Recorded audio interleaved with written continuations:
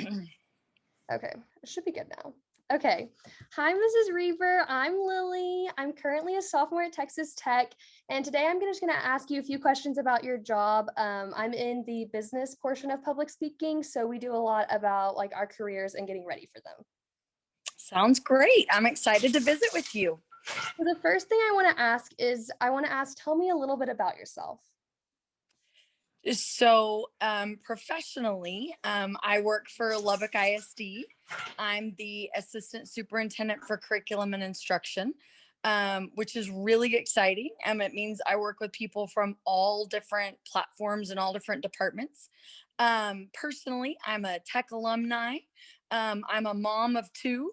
I have two teenagers, one currently at tech and one in high school. And super excited to visit with you today. Awesome. So my first question for you is, what is your daily routine within your job? In my job, I officially start work at 8. I typically am there before 8 because by 8 o'clock, I usually am in a meeting. This school year, I normally I work from 8 to 5 Monday through Friday is what it would say on paper. Like today, I had meetings from 7:30 until 7 o'clock tonight. And that includes all day. We had a working lunch meeting where we had to go to a seminar, a couple meetings at schools. Every day is different. I meet with teachers, I meet with principals. Today, I had the amazing opportunity to watch some advanced kids give some presentations. And so those are kind of exciting things that are better than just being in meetings. Awesome. And what do you love about your job? I love that I get to work with so many different teachers. I really do. I started a teacher myself. I've been an assistant principal, I've been a curriculum coordinator, and I do love the systems of curriculum and instruction, looking at how to make those systems work across the district and getting buy-in from large groups of people to make the systems be effective. I think that's really fun and exciting. And I love digging into those parts and pieces. Awesome. And what do you enjoy the least about your job? Probably that I spend a million hours in meetings. And right now, because of COVID, we've transitioned. We're probably about 50% Zoom meetings and 50% face to face. One of the hardships about Zoom meetings is you can schedule them literally back to back without a second to transition from room to room or school to school. And so my schedule looks a little bit impossible right now. I bet. How did you get to where you are right now? So I was a teacher I've been in the business for 25 years. I was a teacher in both middle school and high school. I became an assistant principal, got my master's.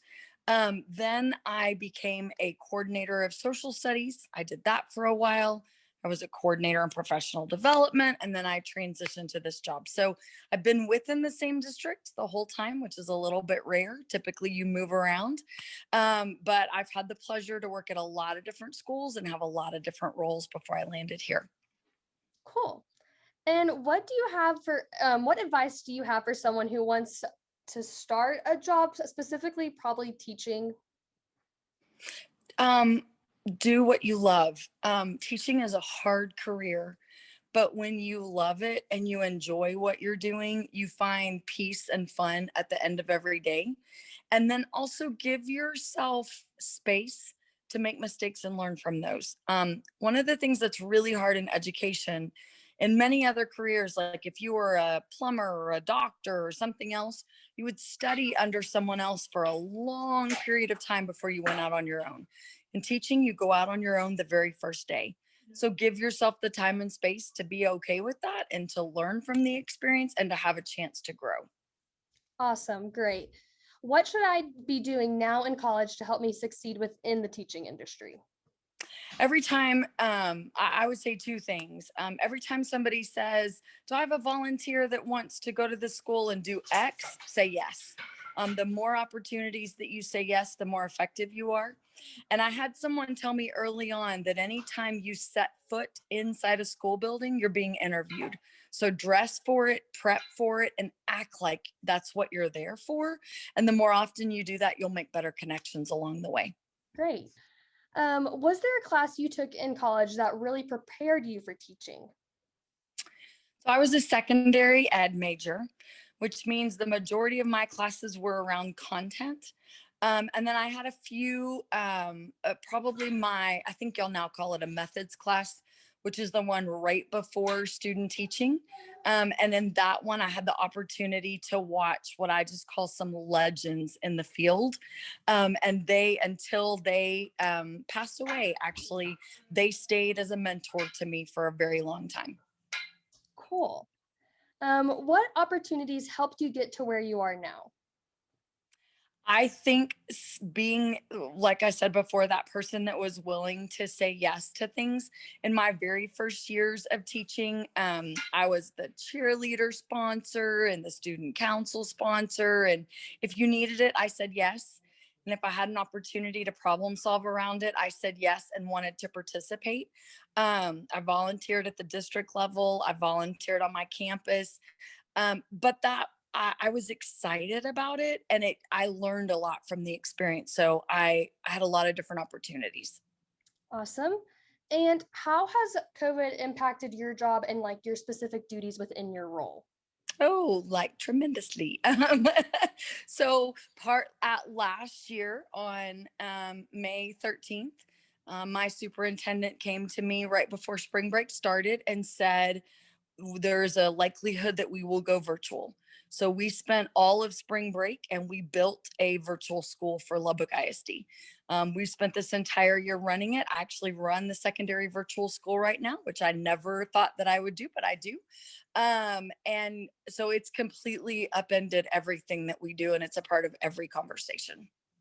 And how has virtual school kind of being virtual, not being virtual, impacted students within LISD? It's a significant impact. We started the year at about 30% virtual, maybe closer to 35, and I'm proud to say we're less than 10% now. We are not going to use virtual next school year. The failure rates for our virtual students and the attendance rates were terrible. We know that face to face is the Cadillac version. It is the way to impact students and to make a difference in schools. We recognize that we do have some students in the upper grades in high school that still need that. And we're working on, with state permission, a plan to serve them in a way that makes it work. But at the end of the day, face to face instruction where I can adjust to what you need in that moment is what makes a difference for kids. And how has data within schools and like texting students, how has that changed because of COVID and what will that impact in the future? So this year, STAR does not have accountability measures around it. So we're still giving it, but we're looking at how do we learn from it and how do we use it as what we call a formative assessment. So how do we not look at it as an end goal, but it's something we can grow from. And then we've had to do testing of kids at home. So one of my roles is we watch primary kids take their ISIP, which is part of iStation, and I watch them take it online. So I watch them roll on the floor and talk to their mom and their dog and everybody else while they take their tests, and it's definitely a different world. Yeah, I'm for sure that that is definitely. Well, thank you so much for meeting with me today and letting me know a little bit about what you do. Absolutely, it was my pleasure.